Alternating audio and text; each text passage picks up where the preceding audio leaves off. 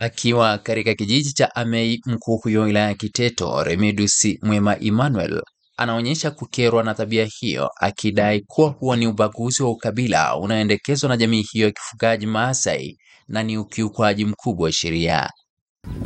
Eti akija mtu, mimi naitwa Mwema, nije hapa nitafute eneo, au kijana huyu bahati nzuri ameshaoa, aje hapa aseme jamani, mimi nataka nijenge hapa na nioe mtu kutoka hapa Amei. Mnasema wewe sio Masai, unataka kujenga hapa, ni Mswahili. Acheni lugha hizo.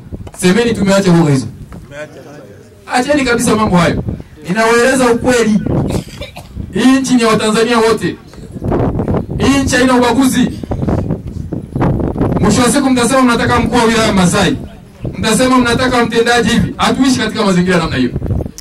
Kisha hapa akaeleza namna jamii hiyo ya kifugaji ilivyo katika maeneo mengine, na hata alipokutana nao alidai walifurahi kukutana naye na kuwataka kujenga umoja.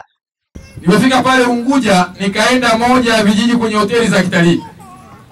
Nikakuta jamii ya watu wa Kimasai wapatao 30, wote ni wa Kiteto, wakaliraji, wakasema huyu ni mkuu wetu wa wilaya. Wale jamii ya Kimasai wote, wengi wametoka Resort, wametoka Kijungu, wametoka Amei, wako Zanzibar. Mnataka mtu aseme na hapa wakae wa Zanzibar? Mambo gani hayo? Yametoka wapi? Nchi yetu haina mambo hayo, tuyakemee, hata kidogo hatakiwi. Ni lazima mnisikilize.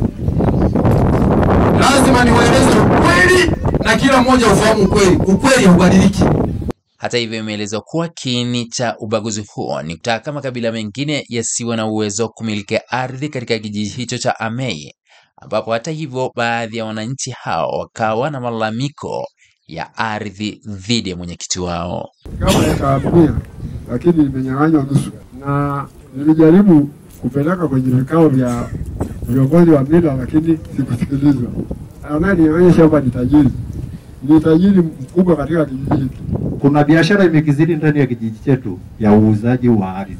La tatu ni maeneo yaliyotengwa kuwa ni maeneo ya malisho pamoja na njia hasa mapalio. Mimi ni Mohamed Chumvi, askari wa mwamvuli wa EATV.